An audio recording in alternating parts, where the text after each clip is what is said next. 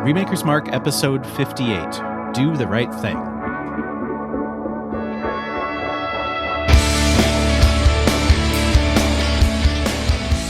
Hello, everyone, and welcome back to Remakers Mark. Here we are in the second part of our discussion of Spike Lee's classic race relations film, Do the Right Thing.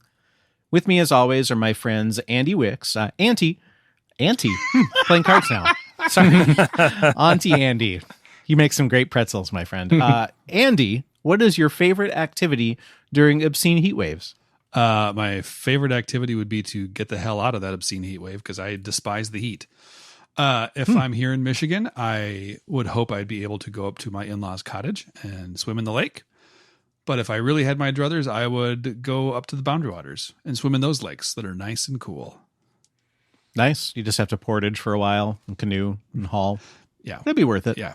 Just makes the lakes that much more refreshing. I like it. Good choice. Jeremy Nilsson, how are you, and what would be your favorite activity during obscene heat waves? I am very well, thank you. And I am just going to go with the classic slip and slide. Oh, man, that's a great answer. I forgot about the slip and slide. Don't sleep on the slip and slide. I won't. Both literally and figuratively. Because I would slip off the slip and slide and it wouldn't go well. I ended up in the neighbor's yard last night. How? Slip and slide. Oh. Over the 4th of July, my cousins and their kids had a slip and slide, like 4-base kickball setup. So you slip and slide to each base around the bases. That is genius. Oh my God. Wow. That's amazing. Yeah, it's just an accident waiting to happen, which I think every good children's outdoor toy should be. Little Johnny bag of glass and kickball slip and slide. Yeah, jarts and yep.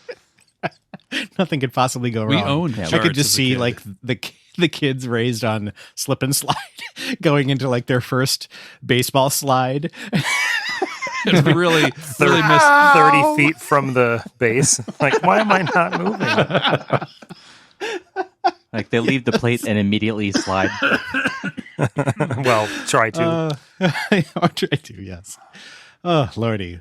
Lee, hate KO by love. How are you tonight? And what is your favorite activity during obscene heat waves? I'm doing well and probably going to get some sort of ice cream treat.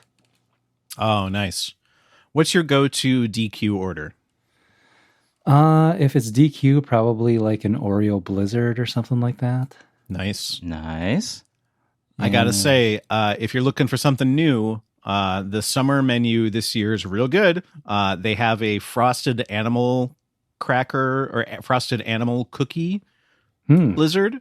Super good. It's just like kind of light, amazing. but it's still really good. Oh, it's super tasty, and it like is true to the original cookie kind of flavor, but still its own thing. Kyle, when you fail to say frosted animal cracker, it really has a different connotation. Just like frosted animal cookie makes me think of frozen meat bits and a blizzard. Frozen animal. I got a dingo. Oy vey. Mark Joesting, how are you tonight, and what is your favorite activity during obscene heat waves? I'm well, thank you. And ice cream is one of my favorite activities for any weather. So instead, I'm going to be the one that leans into it and says cycling. Ooh, whoa. You go the 10th grade wrestler approach of try to sweat it off. Oh, Yeah, because Change weight classes. it's there's something really purifying about a good sweat, and I really like long bike rides. So it just feels really good to get back and be really sweaty. when you've lost so much water that your tight cycling clothes are now loose and baggy because you've shriveled so Yes. much when you get home. Yes, and I'm sagging my bike shorts. I do agree with you Gross. though, the benefits of a good sweat. So like a good sauna. Jerry, you appreciate this. Like Indeed. it's a magical thing. Totally. Mm-hmm.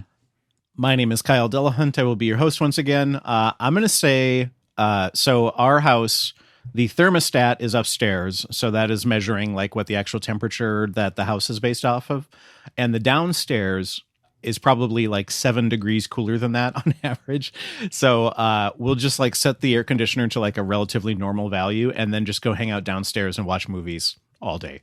And it's the best because it's just like, it's to the point where like, we're kind of like, oh, do you want a blanket?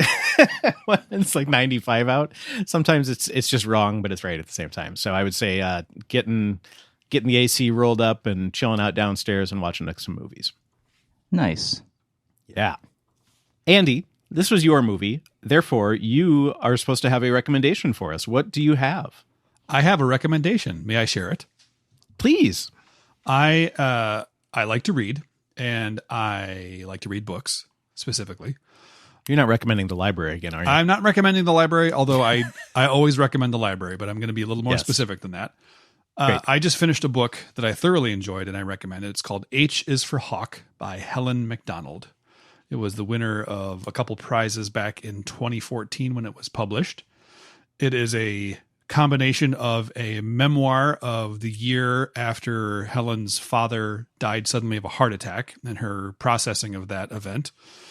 She's also a trained falconer. So during that time, she decides to try to train a goshawk, which, according to her in the book, is a incredibly difficult hawk to attempt to train. So she's kind of paralleling her dealing with the grief of the loss of her father with the trials of training this hawk. But it's also a beautiful bit of nature writing. It's also sort of a shadow biography of this author, T.H. White, who we would know if we knew him at all as the author of The Sword and the Stone that became the Disney movie that most of us probably knew. But he also had a history with falconry and had just a very interesting life. So it's a really interesting kind of combination of the genres. I really, really enjoyed it. That was H is for Hawk by Helen MacDonald.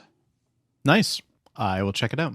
Also, if you're looking for the book by T.H. White, it's actually called The Once and Future King. That's actually the sequel. The Sword and the Stone is a chapter of The Once and Future King. Is it? Are you sure? Are you sure? Yes. All right. Yes. Well, we can fight about it later, Mark, but No, Mark is correct. Okay. Well, then I was misled by the book, but I still recommend it. H is for Hawk, Helen MacDonald. Turns out that book is BS. De-recommended. Just kidding. Still sounds great. Cool. Thanks, Andy. Yeah. Wonderful. So before we get into our summary of part one, Jer, you are picking our next movie. So I am very excited to hear what our next show is going to be. Let us know. My movie is directed by the Hughes brothers, who are identical twins that have directed a number of movies together. And I'm going to go genre-wise in a hard right turn from Andy's Do the Right Thing. And we are going to watch one of probably the most recent movies that we have remade, and a movie that I love a lot, but I think left a lot on the table that we could really work on and tweak and come up with a way to do it better. Gary Oldman chews up far too much scenery, and Denzel Washington and Mila Kunis do quite well in it, and that is the movie The Book of Eli. Huh. Ooh. Interesting. I did not see that. No, I have not seen it. I thought you were going to go Menace to Society on that one. Yeah, I thought about it, but I want to keep things, moving around. Yeah. Find some variety. Menace to Society might have been a little heavy after. Yeah, maybe. That'd have been a 1-2 punch of. Exactly. I have not seen The Book of Eli. Nor I. Jerry, you kind of wixed me on that because I was going to pick a movie by those two. Not that movie, but another movie. You still can. I might still do that. Cool. It's post-apocalyptic. The cinematography is gorgeous. The soundtrack I love. It's a really great movie, and for some reason it just didn't move like it should have, and I think that we can fix that. So, The Book of Eli. Cool. All right. Good pick. I'm excited for that. All right, so let us do a quick summary and a quick overview of the winners from the recasting of our first episode. So for the major characters, those were Sal, originally played by Danny Aiello. We went with Jer's choice of Jon Favreau. It was a tight race between Favreau and Turturro, and Favreau won. So Jer, good job. Yay. And then the role of Mookie, originally played by Spike Lee. We went with Mark and Andy's choice of Donald Glover. Andy, right? You two picked it? Correct. Yes. Okay. Got it. I just had Mark's name on here, so apologies. Yay.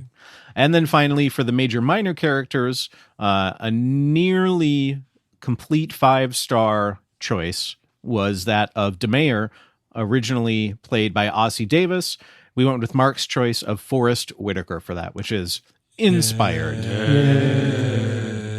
Nice. I kind of picture Ghost Dog from the Jim Jarmusch movie as DeMeyer, and I like it, and I'm here for it, so I dig it. Very good. Well, I'm going with Saw Gerrera on that one. I'm going to stick with it. Yeah, just a little less armored Saul Guerrera. Yeah. Perfect. I think it could still have the oxygen vibe. It might Like, as I think well. that could be interesting. Yeah. I like the hair, too. I think the hair would work well. Anywho, let us move on to our discussion of Do the Right Thing. So as usual, in part 2 here, we are going to be talking about a lot of different things about the film itself, how it was made, what it was about, the style of it, what we think we would change, how it relates to today, lots of different things. And one of the things that that kind of came to mind was just the type of movie that this was, which is it's not a very traditional narrative structure. It is it has a beginning as an end, beginning and an end. It has characters, but it doesn't, it has a very different arc than what most stories do. So I want to give just kind of a brief summary of the film to get an idea of kind of what that was like overall. And then we can kind of dive into that a little bit deeper. So Do the Right Thing is set in Bed-Stuy, a neighborhood in Brooklyn, right? Yes. Yes. Yes, thank you. Okay, just wanted to be sure. And it basically focuses on lots of different sets of characters and what they do on any given day in their neighborhood. It just so happens to be that this is, kind of the hottest day of the year, and, nobody's air conditioning works. Everything is sweltering, and everybody is just living their day, but their day consists of lots and lots of different things: hanging out, causing trouble, maybe not causing trouble, talking about race, living racial strife, right? So there's just lots and lots going on. There's not really a main character per se. The two majors, Sal and Mookie, were about as close, but honestly, we could have either had 12 minor characters or 8 major characters. I mean, it could have been that kind of film, and very much is at heart. It's almost more of an ensemble. Yeah, that's true. Yeah. It's an ensemble piece more so than, kind of two main leads, but we decided to go the major and then minor route. So that is essentially the gist of the story of it. Now, there is a lot more than that happens, and we'll certainly talk about that here. Jer and Andy, you kind of led this discussion. Why don't I hand it off to Andy, if you don't mind? Why don't you say a little bit more about kind of the structure of the film and how you felt it made the film feel overall? Sure. My reaction to this film was that it seemed like it was designed to make the audience uncomfortable, and more uncomfortable as the story goes. I think a lot of that is done simply through the setting, like you described, as the hottest day of the year, and everybody looks uncomfortable. To that point, though, DeMeyer still walks around in a suit, and he looks cool as a cucumber. Yep. But everyone else looks just miserable, and they're all sitting in their apartments with the fans on. No one seems to have air conditioning. They're doing whatever they can to try to stay cool. But at the same time, you get a lot of people, they're just sitting around. And it's kind of a recipe for mayhem to happen. You get people that are uncomfortable, bored, underemployed, unemployed. Tensions everyone just kind of gets crabby, and everyone gets in each other's business, and there's no way to get away from it. So it's easy to see, even just in that microcosm of the culture and that community, you can see how that day got to the point that it did by the end of the movie. Yeah, I don't know. I think that I liked how it built that way. I didn't like feeling uncomfortable, but I think they did a good job of doing that. Even the score seems to kind of get a little more frenetic as the movie goes on. It's this kind of cool jazz. For most of it is this instrumental jazz kind of playing throughout, but then you have that interspersed with Public Enemy's "Fight the Power," which you hear a lot, but it almost like becomes more frequent and louder as the movie goes on. So that replaces the jazz. So the tone even switches from just like, oh, this kind of hot, sweltery, lazy day to this hot, sweltering, angry day, which I thought was really interesting. Well, and at one point, the music even becomes combative. Like there's a boombox battle. Like one of the first fights in the movie, or not one of the first, but one of the fights in the movie is two different cultures, a Latino culture and a Black culture, having a boombox off with their music, which is hilarious. Like weaponizing music. I mean, it's incredible. And at the climax of the movie, that the Radio Raheem's boombox is really the protagonist or the MacGuffin that kind of sets off the fight. But the music is so loud that the characters are yelling over it. So the music at that point becomes disruptive. So it's gone from this kind of background soundtrack to slightly more in your face to make you take notice of it, to really forcing itself upon you. And then kind of forcing the issue that leads to the climactic scene. I noticed a couple of filmmaking devices as well that I think contributed to making the audience feel uncomfortable. One was whenever there's a confrontational scene, it's shot with the camera sort of at an angle, so everything is slanted. Yeah. And also, there are many instances where the character is looking straight into the lens when they're saying whatever, Yeah, as if yelling, like in direct conflict with someone else. Yeah. Yeah, it jumps to that sort of first-person fisheye perspective that's so discombobulating to watch. Yeah, Jonathan Demme does that too, and it kind of drives me nuts, but I guess it's effective for what he's trying to do. Yeah, it definitely gets the mood across for sure. Mm-hmm. Andy, talking about what is causing this tension. I feel like on a normal day, the sun is very hot, but then if you put something in that can like change the beam of the sun, it can start a fire, right? So if you introduce a magnifying glass in, you can like burn an ant or start a leaf on fire, depending on how psychotic you are, right? Or whatever. But so I feel like Brooklyn is the magnifying glass, right? You've already got this population, you've already got this city and this culture that is already probably more likely to be a bit more vocal, shall we say, in general. And then add this heat and add this, stew to it, that all of a sudden it's this beam that is a more focused light of that. I think one of the other things for me that made this an odd movie to watch, or uncomfortable or disorienting, is that there really isn't a main character, like you said, with a main character type arc. There isn't a protagonist or an obvious, this is the good guy, this is the bad guy. There isn't any kind of anybody to sort of latch on to and connect with beyond, or in good ways. I mean, the connecting that we're doing with people is connecting in uncomfortable and bad ways, and you see that through basically every single character, with a couple of small exceptions. And so you have this ensemble cast, and the portrayals of race relations within each of them is uncomfortable to watch. And I think that is at the heart of what Spike Lee was trying to do, is show that nobody is really above or outside of this right now, that it's pervasive of all cultures. And then you take that concept into this sweltering heat wave where everybody is more elevated, everything is a little bit more tense, and you get what happened. And it's a story that doesn't, like you said, have a beginning, middle, and end. There isn't a grand change or anything. It's just, these are the events that unfolded, and this is how they unfolded and why they unfolded. And he did a really masterful job of making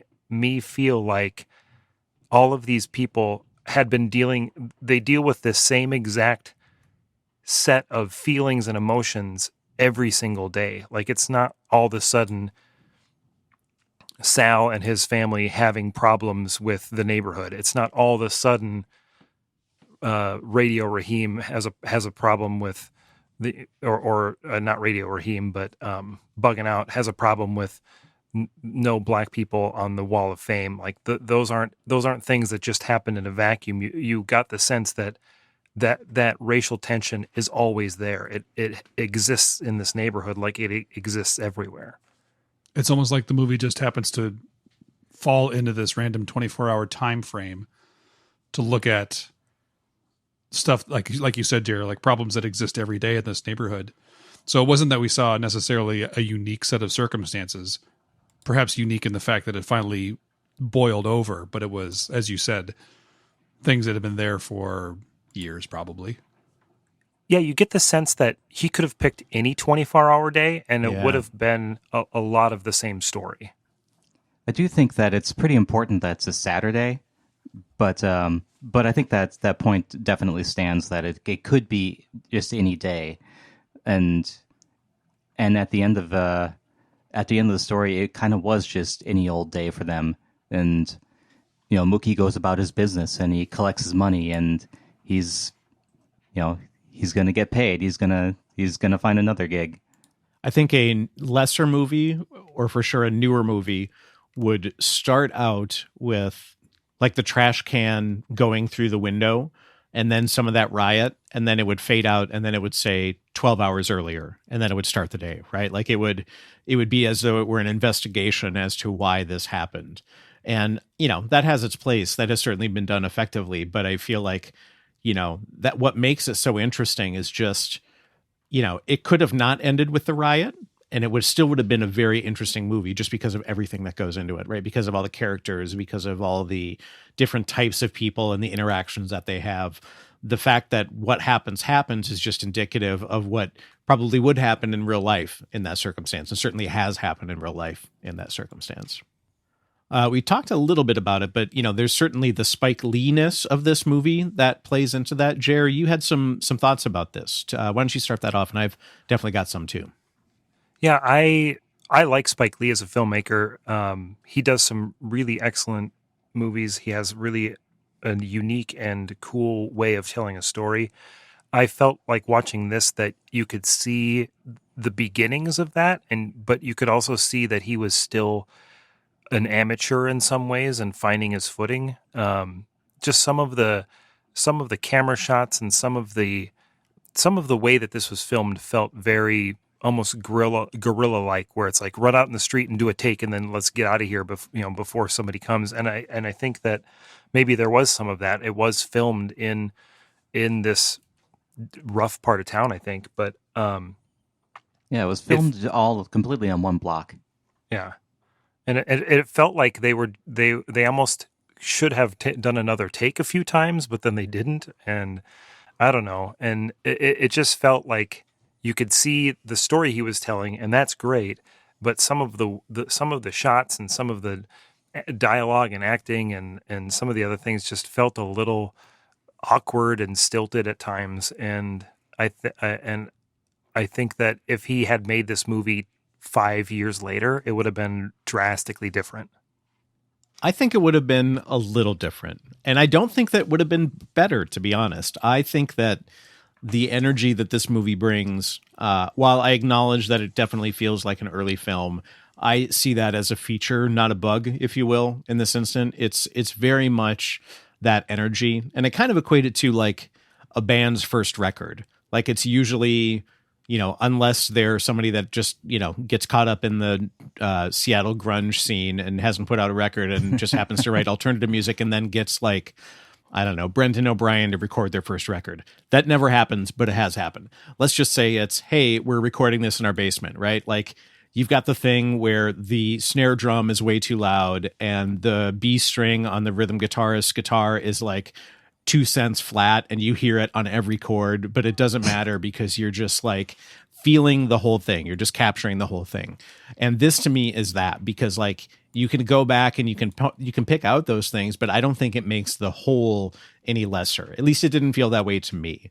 I really felt like the energy of that style and of that kind of awkwardness made the movie what it was to me, right? Again, so this is very individual, but this movie hit like so hard for me because I think kind of how we talked about in Hot Coffee, like the glossier the documentary, the less I'm likely to believe it. Even if, millions of dollars went into researching it, the way that it's presented, I wouldn't buy into as much. In a film like this, I want it to feel gritty. I want it to feel legitimate, because anything else I feel like would undermine the message a little bit. And again, there is a happy medium of that. I don't know that this is the perfect version of it, but that's kind of how it felt to me. There's definitely a parallel in music, or sometimes the rawness of the production really adds to the energy, and I can see that as a legit argument for this movie as well. Okay, so the next thing we would like to talk about is the primary focus of the movie, which is racism, and how racism is portrayed in the movie, and additionally how it would look like in today's world.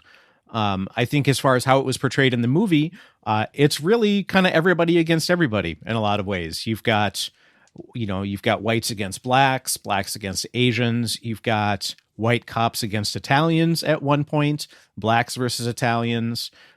You've got, basically anybody versus everybody. And it doesn't mean that there isn't love there. It's just that it permeates the entire world. It permeates the entire scene of the movie. And so no matter where you go, it just adds to that tension. So the tension is not just the heat, it's what the heat brings out in people, or what magnifies that in people. And how that would look in today. Jerry, you had a really good point that I would love to hear you chat about a little bit on that, if you don't mind. Well, just before I get into that, what I would add on to what you just said is that what I found really interesting when I watched this a second time is that even though there are relationships in this movie that have some pretty genuine mutual respect and friendship to them, like Sal and Mookie and a few of the other characters, that you see these moments of them bonding a little bit, and you feel like that they have a positive relationship. Even in those relationships, when the tension gets to this point of the string breaking and everything boils over, then the sort of undercurrent of how race is thought of by each character kind of bubbles out. And you saw that specifically with Sal, who up until that point was very tolerant and very much trying to be a part of this neighborhood and respect the neighborhood. And then at the end, when everything comes to a head and Radio Raheem won't turn the radio off, he is doing exactly the sort of hate-filled speech that he was chastising his son for doing, and those thoughts, and how even in the relationships that you thought were respectful and had some friendship to them, that there was still this underlying current of racism and prejudice. And I think that that's an important part of what Spike Lee was saying. And to get to your second point, the really tragic thing that I thought of multiple times watching this movie now in 2020 is you wouldn't need to change hardly anything, and this would still be an intensely relevant movie to the current climate of where we are as a country, as it relates to race and race relations, especially the white community and black community. And that to me is how it shows how important this movie is and how good it is, but also how tragically behind we are and how things haven't changed. Yeah, that was my first reaction when we come to the climax of the movie and we get to the murder of Radio Raheem. My first reaction was, holy crap, that's right now. Yeah. Even though it was 30 years ago, it's right now. And Mark and I and several of us live in St. Paul, Minnesota, and I saw that and I was like, oh, that's here. That just happened. Mm-hmm. Yeah, it was hauntingly prophetic. Well, and the means by which Radio Raheem died, like being choked to death, I had forgotten that was how he died, and I almost couldn't watch it because of George Floyd, right? Like, I mean, just trying not to see that. Does a disservice to everything that we're working on. So, I mean, I watched, but boy, was that hard. That really brought up a lot of feeling in me in watching that. And to add on to that, Spike Lee used that specific chokehold because someone, another, I would have to look up his name, but another person was killed by police using that specific chokehold. Yep. Back in 88, 89, somewhere in there. The only thing that was really missing from this version of it was there was no one with a cell phone filming it. Yeah. Yeah. You know, like, honestly, that's the only difference, is that the social media wasn't there to record it and disseminate the video. Yeah. It blows my mind that this was 31 years ago.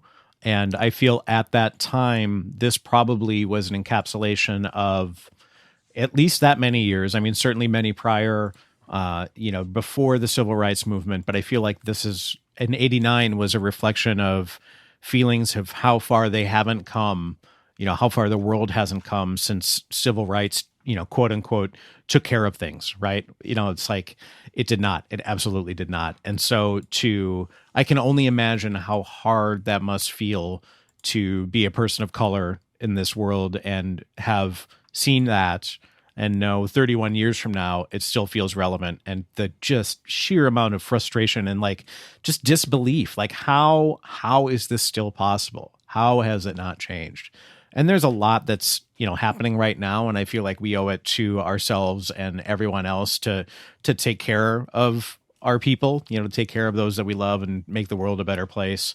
But God, that just must be so frustrating. And I just feel so terribly.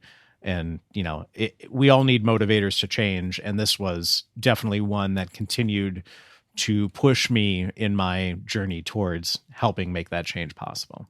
I found it interesting, disheartening, but interesting, how there was the scene where every depicted racial group was spitting diatribes and racial slurs at another racial group. And then it was kind of this round robin of hate going around. Every group was saying these stereotypical negative things about a different group, but then that group was talking about a third group, and that group was talking about a fourth group. So it was just kind of showing how, while the racism in the end was showing white police officers killing unarmed black men, but you also saw that hate, that racist hate, was also existing between all of these groups. And it certainly wasn't this kind of United Colors of Benetton kumbaya feel, like, oh, here we all are different colors together. No, it was very much the blacks versus the Hispanics, everyone against the Asian owners of the grocery store, the white people hating all the minorities. It was, everyone kind of hated everyone. And I found it interesting and sad, but I'm sure it wasn't much of an exaggeration.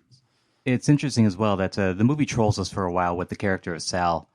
I think we put a lot of hope in Sal that he's the one that that can get over it and that can straddle the lines. And even tease us with that little scene with him and Pino, where he talks about how he's fed everyone on this block, like he's watched them grow up, and he's got all this affection for all these people, but yet then it's like, oh, it doesn't really turn out that way. Yeah, in the end, the blood is just too bad. Well put. That wasn't me. I read that in an article. That's good. Another thing we wanted to touch on that certainly relates to everything we've touched on thus far is the casting of the movie, and we've recast it, but I think it would be worth our while to continue to talk about it a little bit, as well as the performances of that cast. Andy, you've got kind of a big picture view of that, and then we can go from there. Sure. I just noticed that this ensemble cast, because truly it is an ensemble, has a lot of names in it that you look at it or you see them and you're like, wait a second, I know them from something else. Martin Lawrence is in it. Ossie Davis is a well-known actor. John Turturro. Danny Aiello. Well, I'm not going to just list through the cast, but the point is that several of them had had gone on to bigger and or better roles later on. And so when I was watching this, I was like, oh, I didn't realize Martin Lawrence was in this role, even though he's got kind of a small role. But Yeah, it was his first movie. yeah. And same thing with, I'm blanking on the woman's name. Rosie Perez. Thank you. Rosie Perez. It was her also film debut. That I didn't like almost all of the performances. Like as individual performances, if you looked at them and said, oh, that's really good acting, there were very few that I thought were actually very good acting. I loved Ossie Davis's role. I think we all did. Thought he was fantastic. I actually really liked Rosie Perez's performance in this character. And I wish either, as I said in the first episode, I either wish her role was cut entirely or made a lot bigger, because I felt like it was the amount of screen time she had was a disservice to her. But like Giancarlo Esposito, who's gone on to play many, many roles, including in Mandalorian, was where I most recently saw him. Like, I get that bugging out, the character serves a purpose, but I just could not stand watching him on TV. He was just like Bugging out. I mean, truly, he was bugging out. He was like a kid off his meds, and it drove me nuts. Yeah, I'd love that performance just because of that.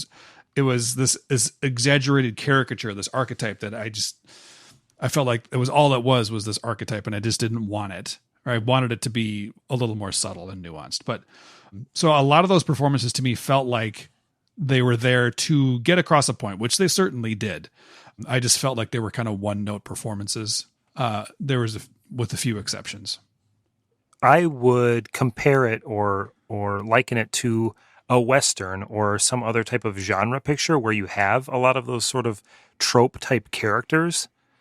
It's just the tropes and the character types are ones that, at least for me personally, I'm not familiar with because I didn't grow up in Brooklyn or LA or any of these other, inner city areas. And so I don't know the types of sort of common types of personalities that existed there. And I wonder if this is if Spike Lee is sort of tapping into those to sort of show the different archetypes, like you said, in very one-dimensional ways, to just sort of fill out this neighborhood with the common sort of folks that are in neighborhoods like this that he grew up in. Yeah, that's a good call. I mean, that could feel very familiar to people who grew up in that area. For us, that was definitely not that, right? Nisswa is a million miles from Brooklyn for me personally, right? So, yeah, I think that's spot on. When I was kind of looking at some of the comments and thinking through it a little bit more, I feel like the performances were probably more affected by the direction than they were by what choices the actors made. And I don't want to take the actors out of the equation because I don't think that serves them justice, but I do feel that this was the kind of the bigger picture of Spike Lee's vision and Spike Lee's style and what he wanted to do with the movie. And I feel like he probably was the filter through which all of this traveled.